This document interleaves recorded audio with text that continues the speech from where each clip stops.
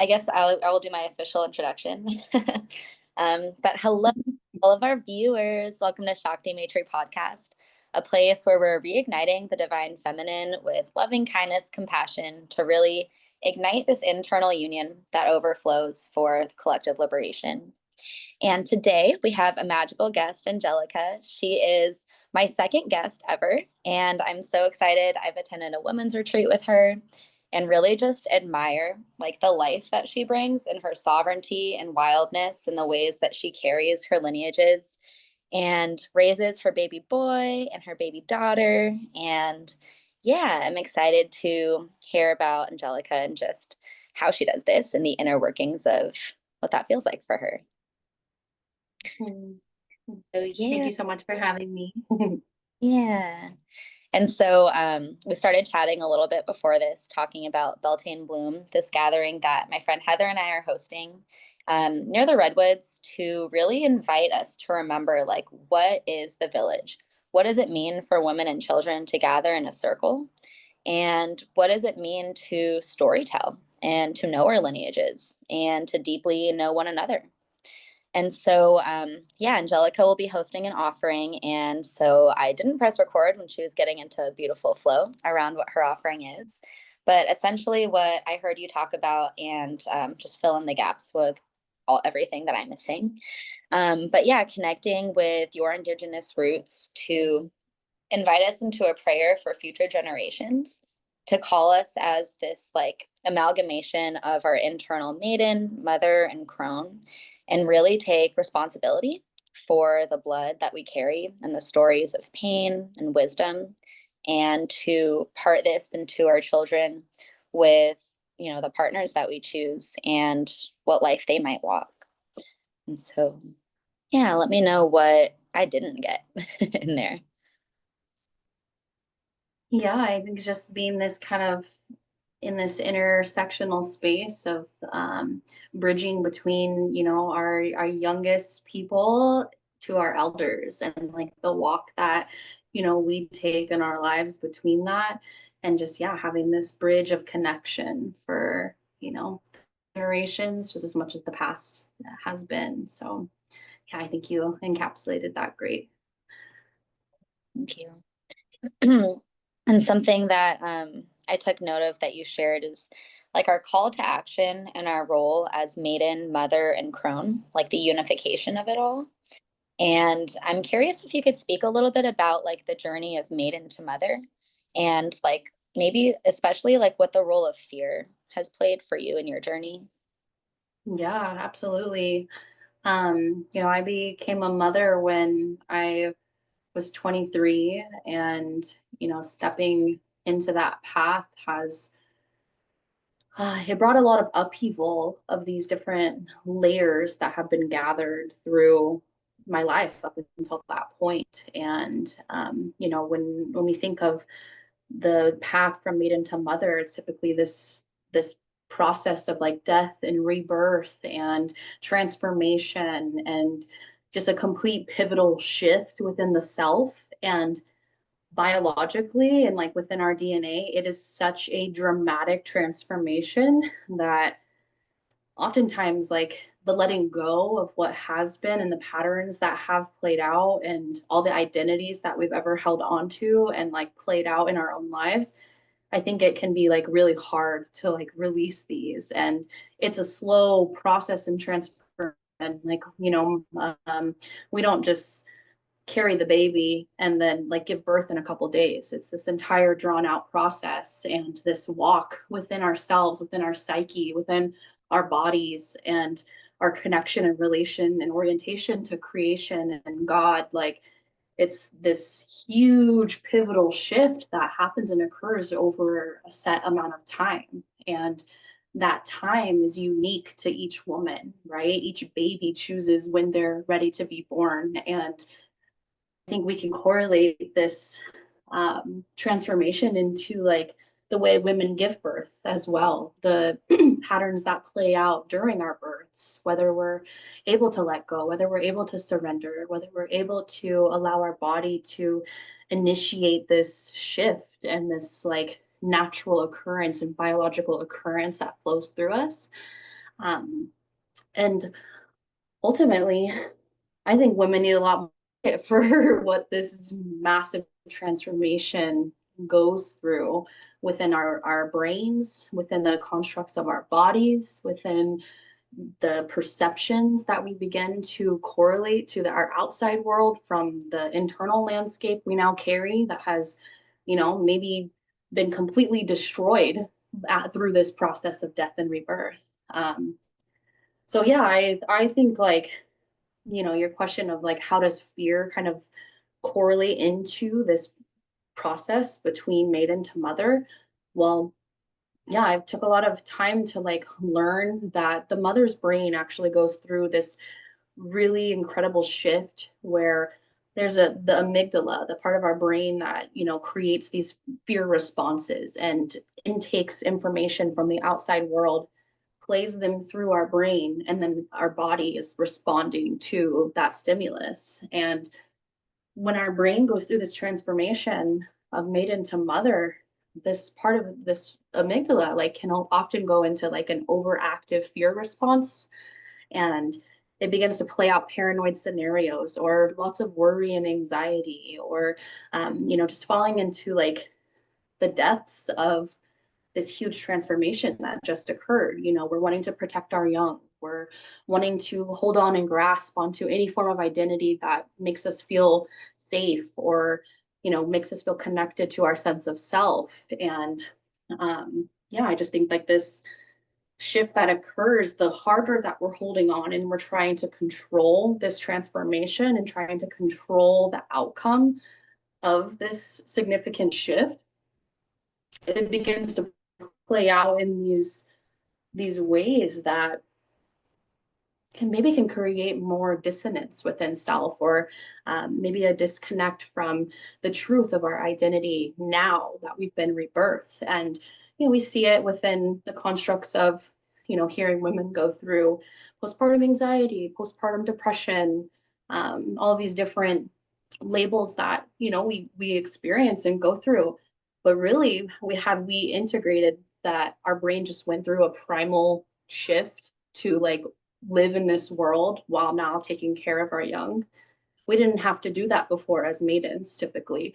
Maybe some of us were raised around children, or we were always had a maternal instinct, and that was kind of um, a natural byproduct of just having a compassionate heart or an empathetic heart, right? But then this shift that occurs to now take care of something that you have created and birthed and sustained life with, like, of course we're going to go on overdrive trying to like protect them and like give them a sense of safety and security and nurturance in this lifetime. And yeah, I think as a mother, having to navigate this internal construct of fear and how it plays out in our lives, it could be as simple as going to the grocery store and feeling unsafe, or going out into the woods and feeling like you have to, check every single direction and watch your surroundings. I think it's a natural function. I think it's an important function. I think fear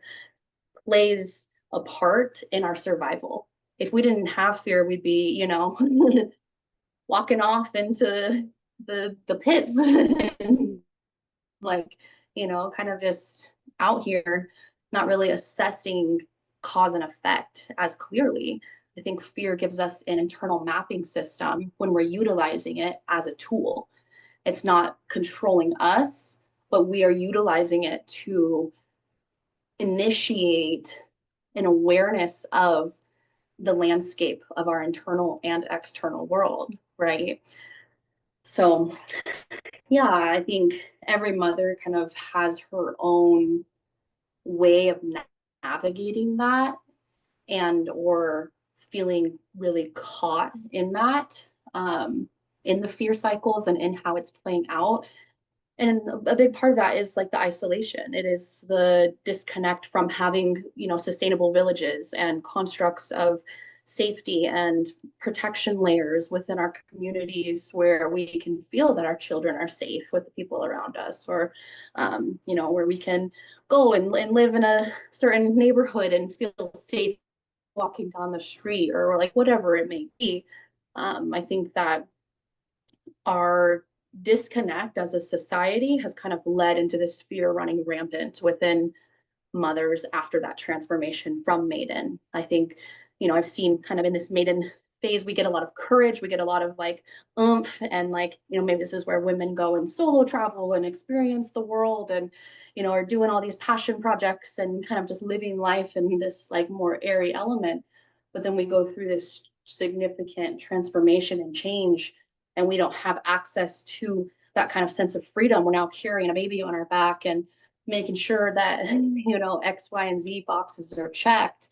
And yeah, it can become overwhelming, and it can become like a lot to grasp onto. But I think by formulating a connection with this fear, with our body's response system, and knowing how we interact with fear when it comes forward, then we are better equipped to navigate the world in a way where we're like playing out survival and solution oriented choices and mindsets that essentially help us survive any kind of situation or scenario. And that can be as minimal or as maximum of a risk or choice as it can be, right? We're all going through different scenarios and different times and constructs and layers and perceptions and what we're attuned to.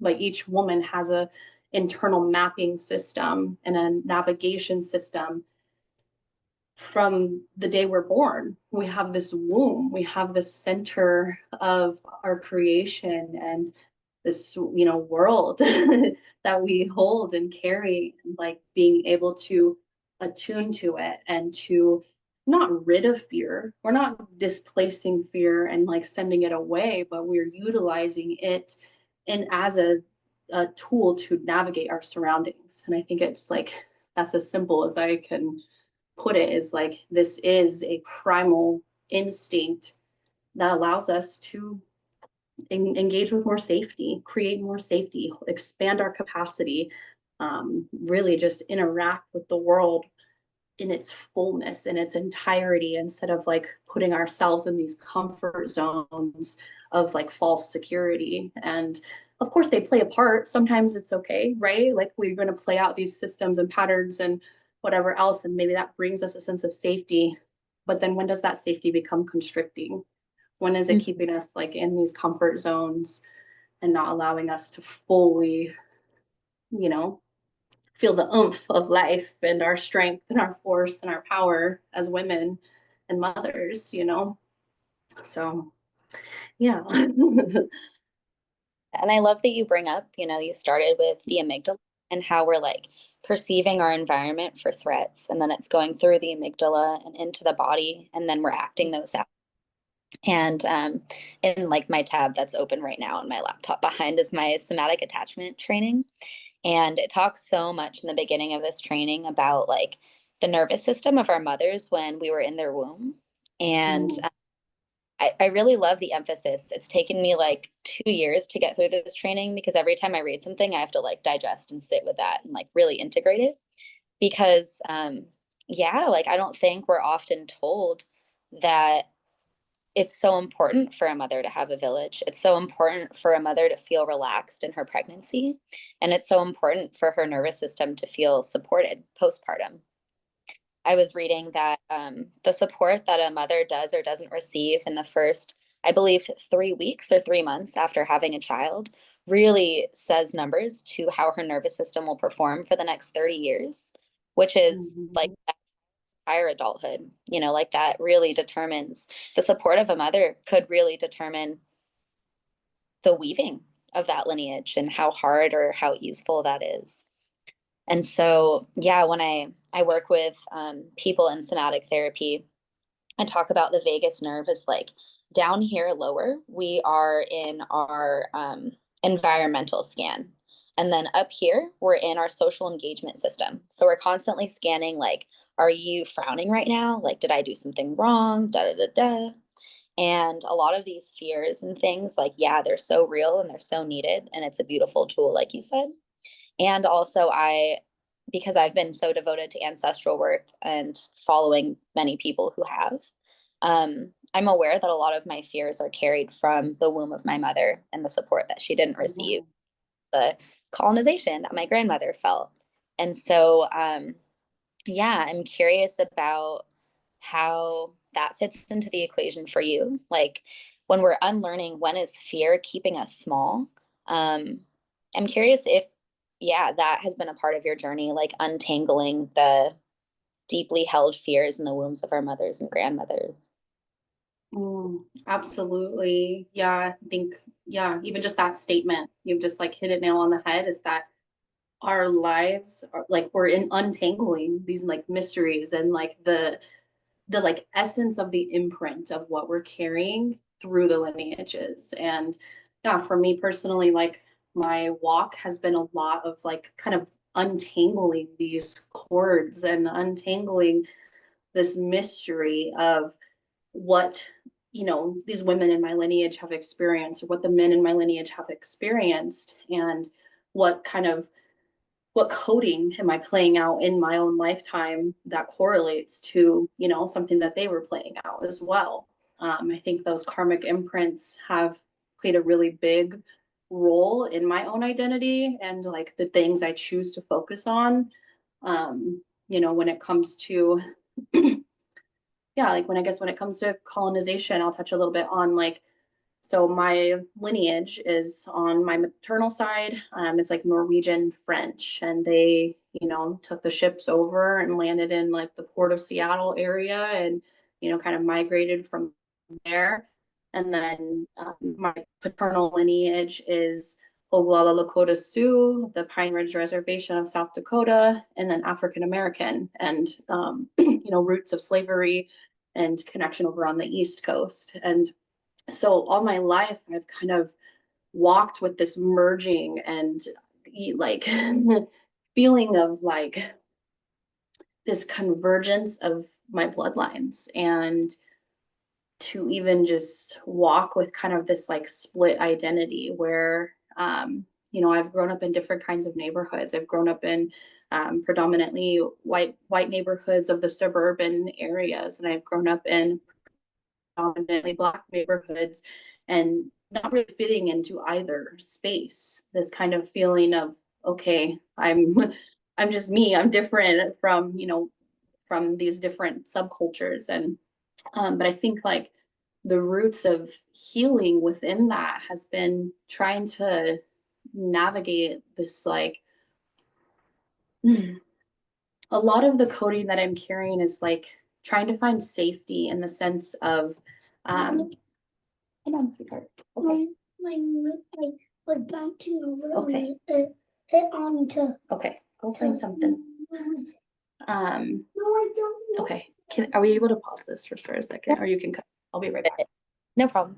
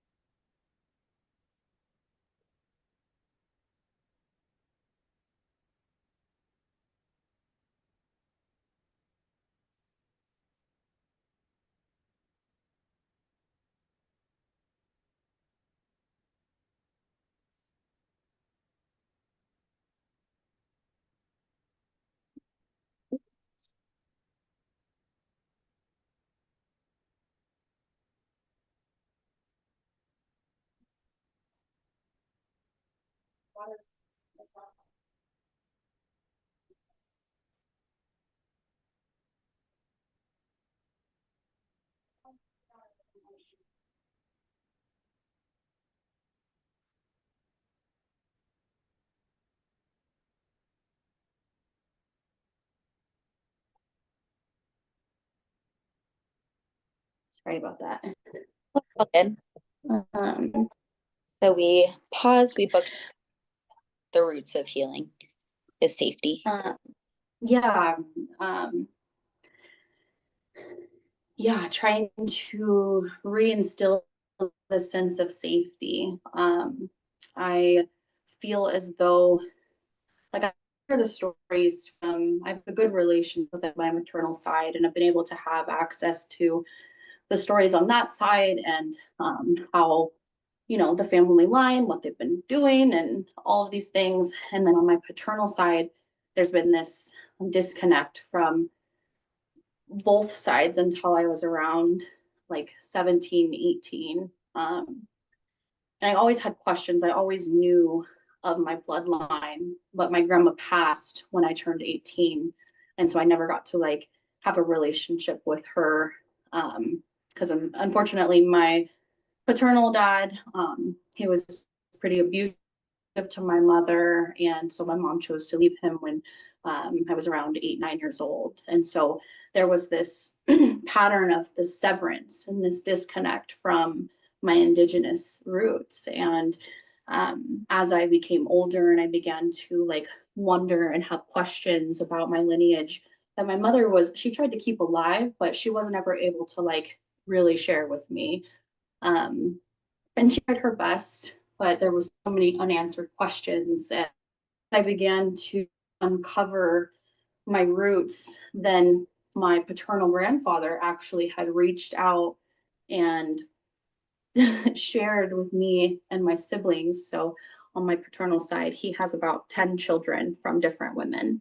And so this grandfather gathered a couple of us children and was like, I feel that you guys need to have this awareness of your family lineage. Like, this isn't supposed to just like be erased. Like, he came with all of these photos and just some history, and I had never connected him with him before that, but he brought this like connection piece back for me.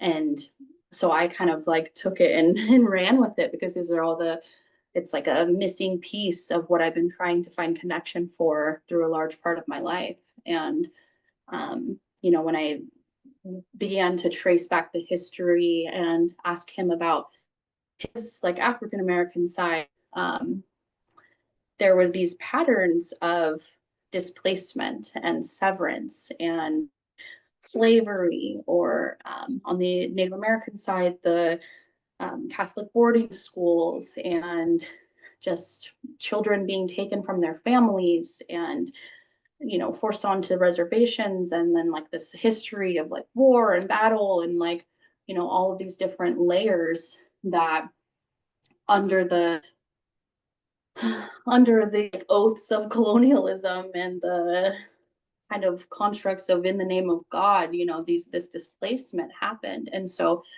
I experienced this like really big severance of finding safety within a connection with God. Even I felt that the orientation of how like Christian and Catholic constructs played out, like there was so much of the truth missing, and that the history that we learned in schools wasn't really portraying what actually happened. And just the unfolding of all of this. And so as I feel into fear in my own life and carrying out these patterns of like fear that my children are going to be taken from me, or fear that I can't protect them, or fear that we're not going to have enough, or like just these things began to like play out in my own life. And as I look back and find documentation and history unfolding, I see why this burden of feeling unsafe is here and living inside of my womb. Like, I it's painful and it's sad. And also I have, carried this warrior essence myself to protect my children for a reason.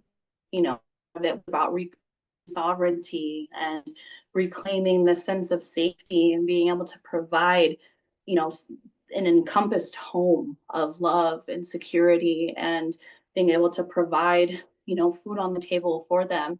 So yeah, I think like overall there's been, quite a bit of ancestral, pain that has been portrayed forward from both of my lineages. It's like no matter where we come from, we have these different experiences that those before us have walked, and maybe we're learning like a variation of it. Maybe it's not the same exact pattern, but it's like a fractal of it. And yeah, we're just carrying these different experiences that we've got to go through to be able to like purge it from the bloodline, essentially, I feel. And sometimes those lessons are hard, and sometimes we can bypass them based on the orientation of what we're like directing towards and the minds that we have, and just the layers of identity that we hold. They're going to play out in different ways at different times in our lives to bring the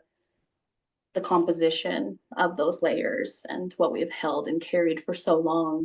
And yeah, I think the healing begins with just finding like forgiveness. I remember like the first time I truly felt at peace in my body, in my heart, within my bloodlines, by just like reclaiming a connection with the earth and with God, and with like an orientation to faith, and knowing that that path and that relationship didn't have to be defined by what has happened in the past. And one side of my bloodline, yeah, they could be angry all they want, but like, is that going to serve me? It might feel some passion and some fire within me to like instigate truth and action and orient to like, you know what's like ringing true in my heart. But I'm not going to like sit here and like fuel the war within myself and fuel the disconnect within this, carrying these bloodlines, because ultimately we just want love. We want peace, unity, clarity. And yeah, I think just by like honoring that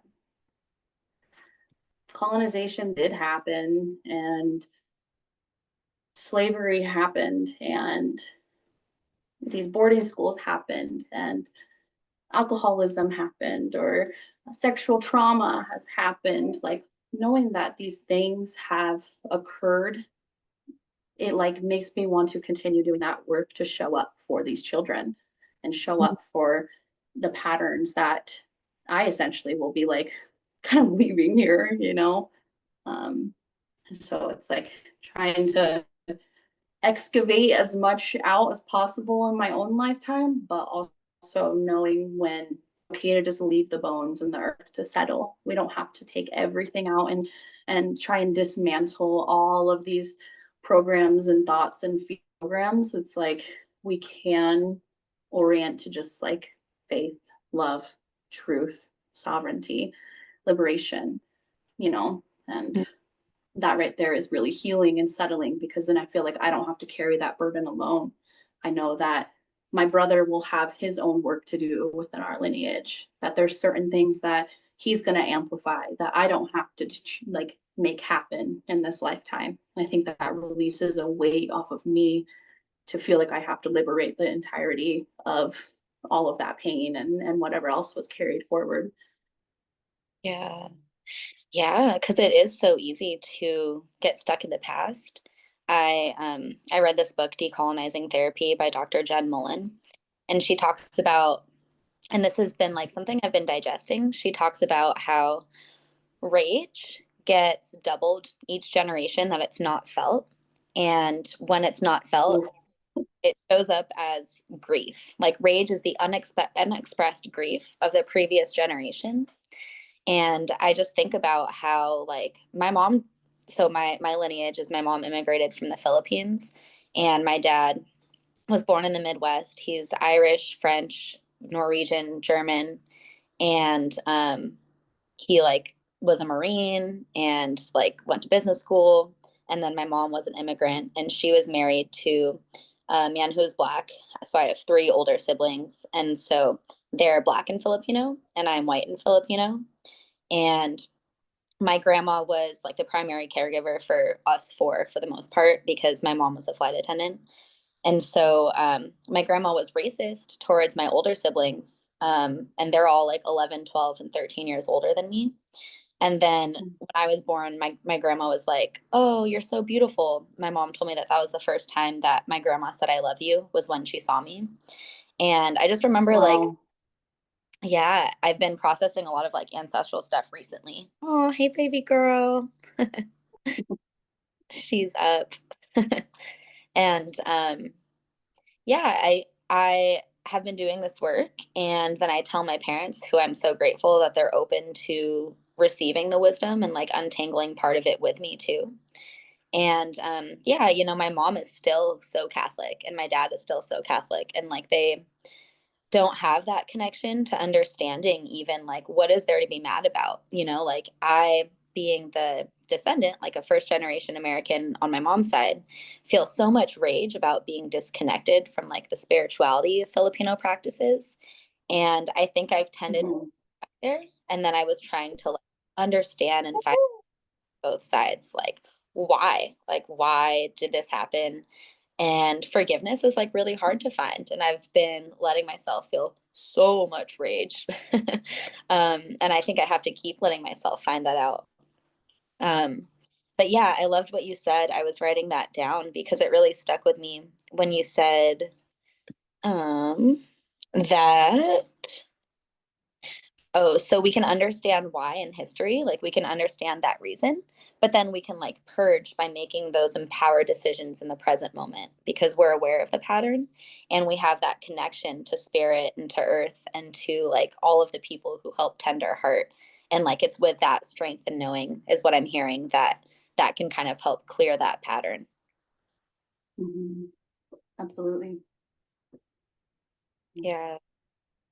Yeah, Yeah. and I agree with you on like the rage needs to be expressed. Like it's, it's not meant to be suppressed.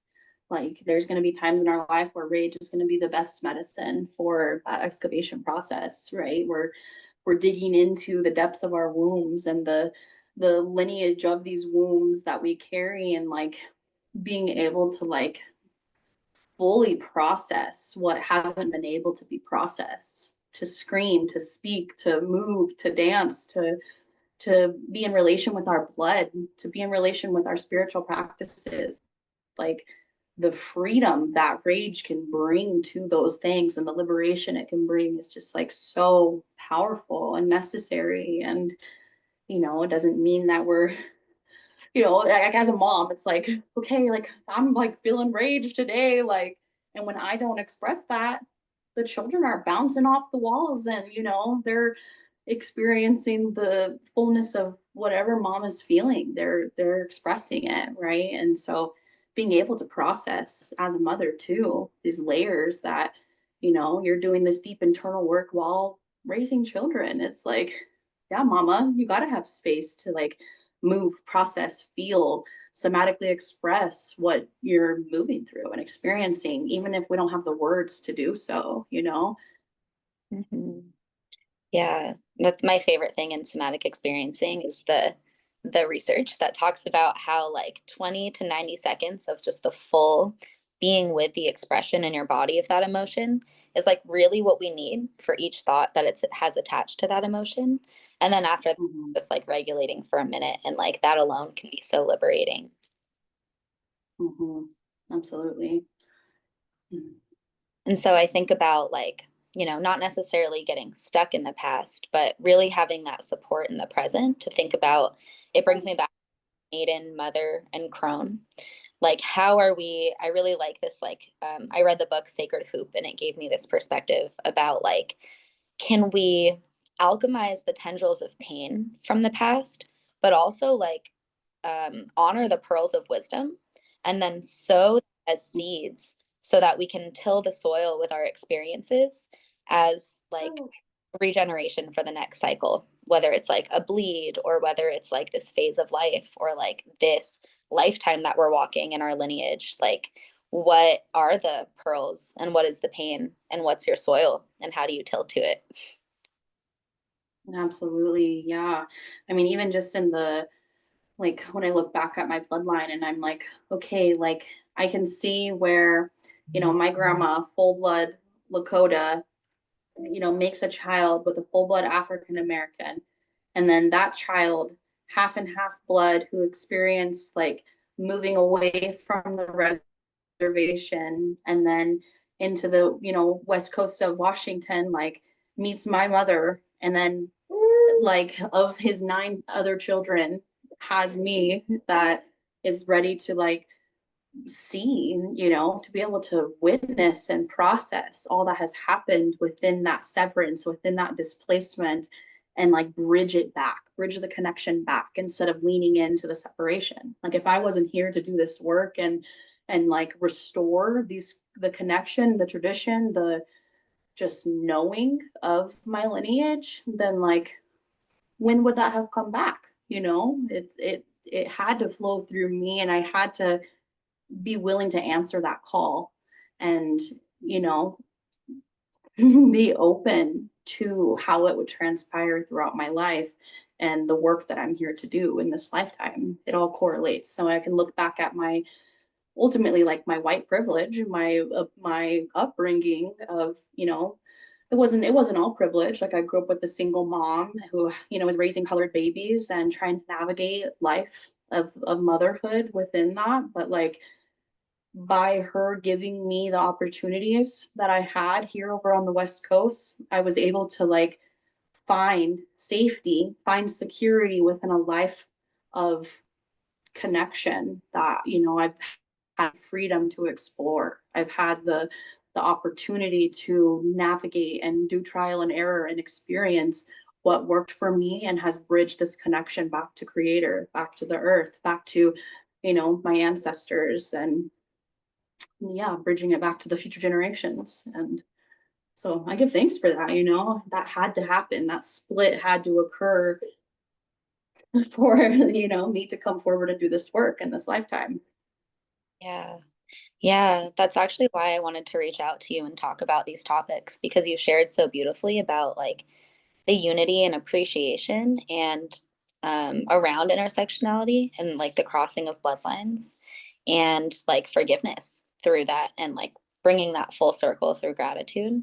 Like that's really what this term like re-indigenizing continues to evolve to mean for me is like when you really take it back, like we all worked the fields, like we all dance and we all celebrated life together and we all like had quarrels and we all like felt feelings, but like we were all supported. We were all in reverence of life, of the feminine and the masculine as support.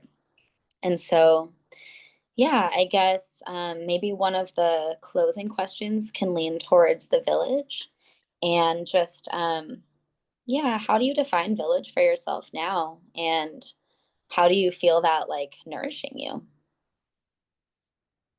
Yeah, it's been a process of building and being open to making connections with other women. I feel really grateful that, when I came into my walk from maiden to mother, these different women were brought into my life who had children. And, these first moms that I became friends with, they were on that same wavelength of like calling in village and like wanting to build these systems that, put the mother in as a priority, this reclamation of our ability to thrive in motherhood instead of falling into those like same perpetuating rules of whether it's victimhood or depression and just severance from connection to self as a woman. And so over the years, I've had the opportunity to make connections within my community and be gathering with women pretty much monthly for the last few years, like, and really just being open. I think being open to making connections because the village isn't just going to appear on its own. We have to do the building work to fortify these relationships and these connections and have, honest communication, transparent, have being able to be witnessed in our motherhood, in our messiness, in our raw, and just really creating these bonds of reciprocation and trust and community. So I think a lot of people are like, well, like, where's the village? Where's the village? But like, we have to be willing to build that. We have to be willing to put like we have our priorities as parents. Like we have our first priorities.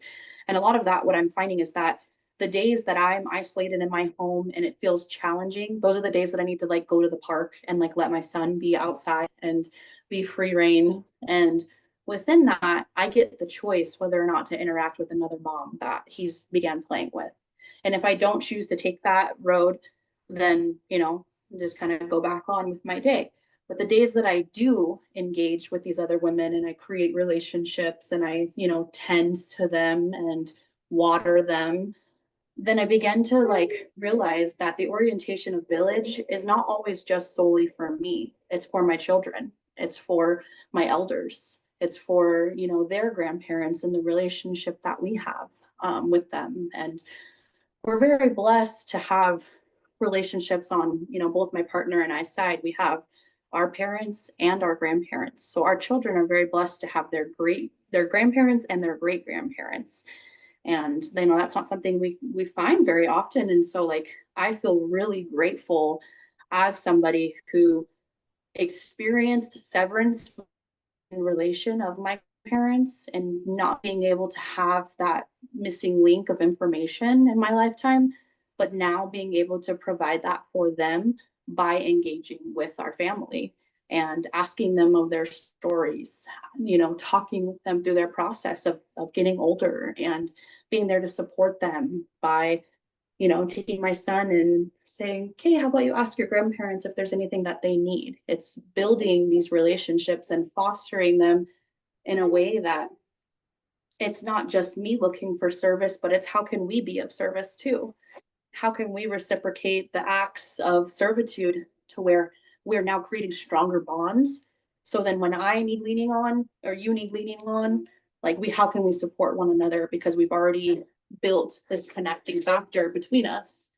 Um, and I think that that's something that, we can practice even if it's not making like deeper, closer relationships, we can practice it every day in the grocery store, being like, say, like I see a mother who her child is kind of fussing or something, and I just, engage with like a quick hi, hello, like, how can I offer more love, more presence, more just slowing down to engage with the world around me instead of being so caught up in my own internal world where I'm not seeing these opportunities for connection that will actually bring me a sense of relief in the moment.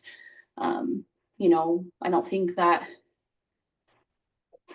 we have to spend a lot of time away from our kids to experience building deeper relationships and connections. I think that the people in our lives who are meant to be there, they're gonna walk these paths with us and alongside us, or they're gonna, maybe I still have relationships from my maidenhood, and when I do feel like I want to be away from my children, I like that archetype comes forward, and I'm able to like feel the engagement of interaction between us to where I can see these aspects of myself that I once carried that I love and I miss and I remember, but they don't always serve me in this time now. So I can kind of try on and play with these different fragments of myself through engaging with my village. And I think that there's the layer system, and I think we all know it. We kind of envision what village looks like. It's like the children are being tended to by the aunties and the uncles and the grandmas, and boys and young girls, they go through rites of passage, and girls have a connection to their wombs and their relationship with their blood, and maybe we're having beautiful ceremonies of connection between all of the ages, or maybe villaging is also about being in connection and communion with people who have different perspectives than us, people who offer different skill sets and different mindsets to a space that maybe we don't, think about all the time. We don't have the perspective of. And so I think like the layering of diversity within the village is really important. Whether that's cultural, whether that's age, whether that's, what we're interested in our skill sets, like being around a diverse ecosystem just as we look out at, our earth, like the diversity within our ecosystem plays a very prominent role in how things grow and just the systems that are created within the web of life, within the chain of existence. And I think that we can begin to correlate that to our own systems of community and village by, yeah, just choosing new pathways and orienting to connection over separation. And yeah, beginning to weave that into our work, into our word, our integrity, into our acts of service and accountability. And that's a lot of the work as an adult, right? Is we're kind of stepping out of the youthhood of, navigating life. And now it's like, okay, we're making responsible choices that now affect those that come after me too. And yeah, it's a big responsibility. Mm. Yeah, and I feel like it's such like a breath of fresh air, like just the way that you speak with so much grace, especially about like in this context, the village being like the grocery store, or the village being like people you'd like, or people you don't have things in common with. Because I feel like that really takes the pressure off of people like perhaps in maidenhood, or maybe just anyone that tends to lie on like the critical side or like the fear side around, I need to have it exactly like this. But what I hear you saying is like it's more about how do you choose to show up in this way? How do you ground and bring yourself to the present moment and like become in that meeting yourself and that dance of becoming?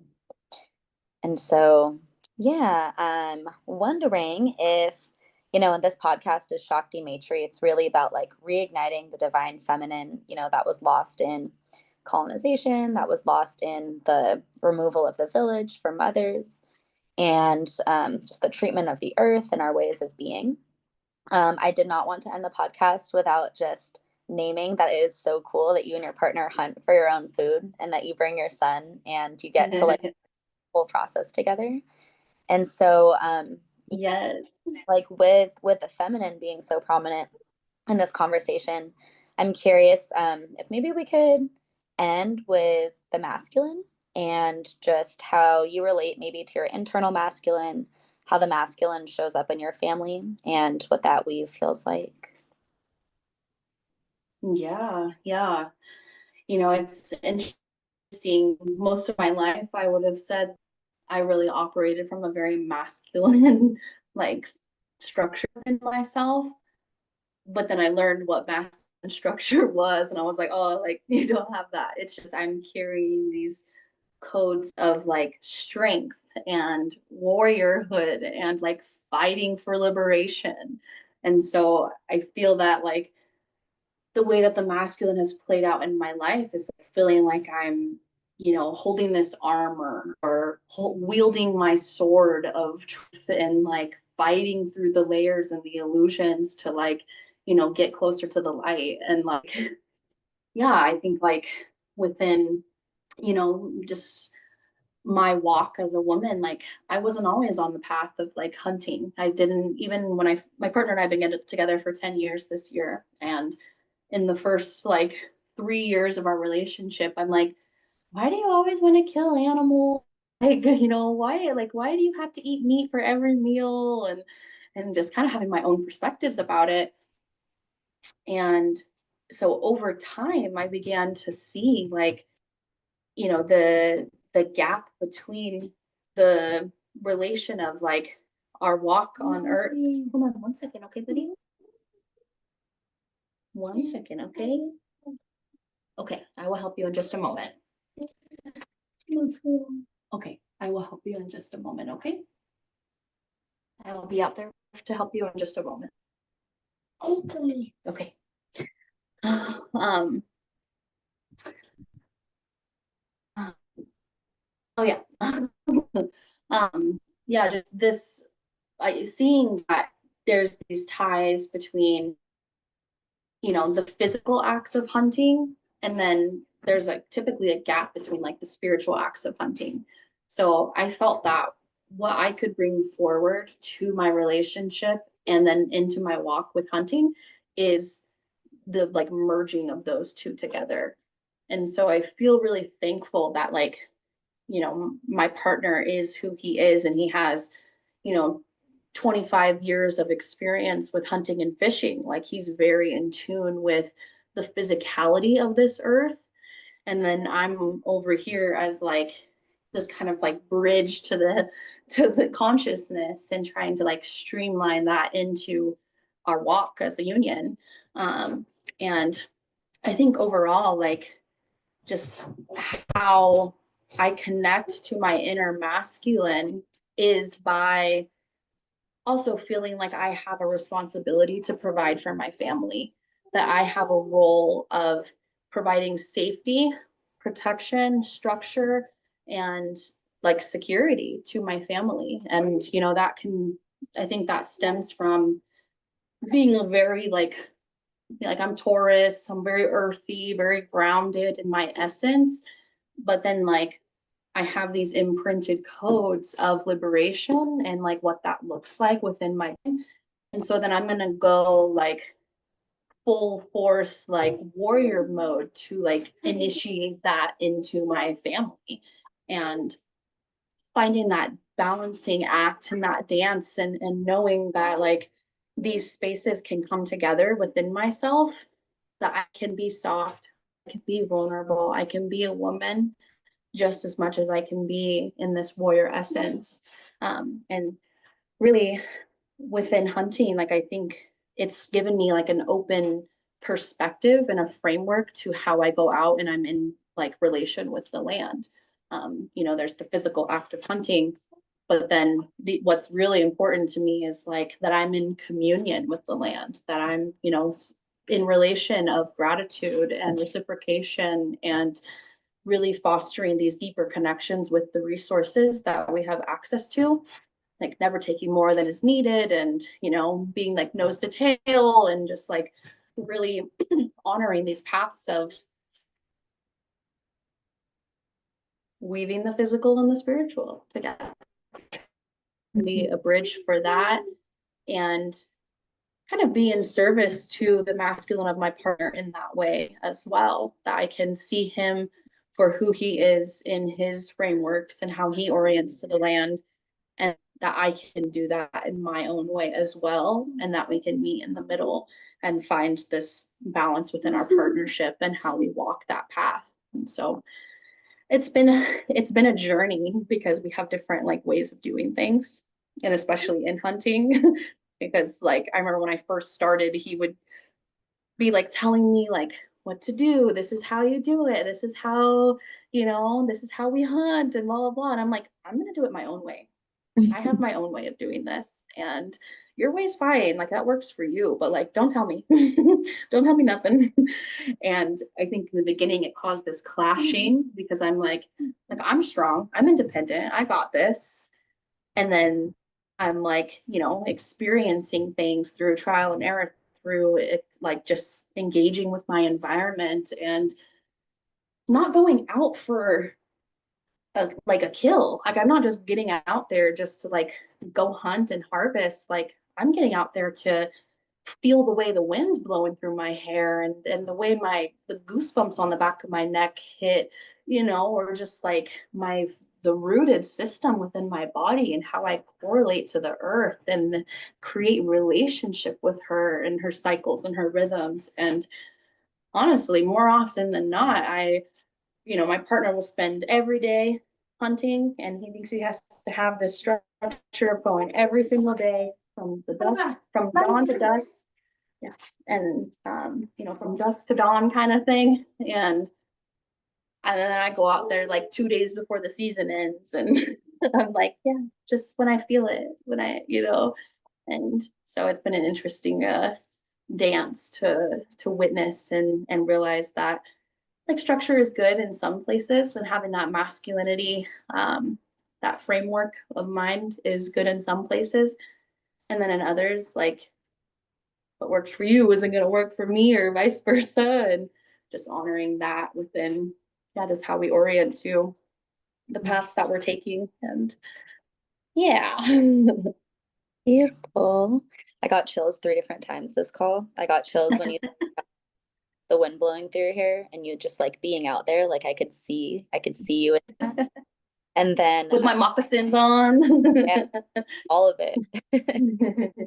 And then when you talked about your grandpa like wanting to storytell your lineage, like his lineage to you. And then there was something else. I think it was when you were talking about like for men. I don't know. Forgive me. But yeah, I kind of just want to close with this image I have of like I think about like the feminine as like a flower and like life. And then I think about the masculine in this moment of my life as like the sun shining down on that flower and just reminding us that like the sun shines on the flower because he's so pleased to see her so alive and bloomed. And then they like come together and hug. And then the flower like loves on the sun, like, look at what we did. We created this beautiful thing together. And yeah, thank you for just like that deep earth rooted connection you gave to really depict what that looks like in action, like in your family. And so, yeah, thank you so much for your time, for your space. And I'm really excited to have you at the gathering and to that prayer hold so powerfully and that you just embody in your life. So, yeah, thanks, Anjelika. Thank you. You're amazing. And thank you for all the work that you do in your life and yeah, how much you share and your voice and your presence. I think you're a really powerful, amazing woman and just the work that you're doing in school system and just how you show up and represent like see you. I see you. Thank you. Alrighty. And I'll let you know. And yeah, have a beautiful rest of this rainy day. You too. Thanks. Bye. Bye.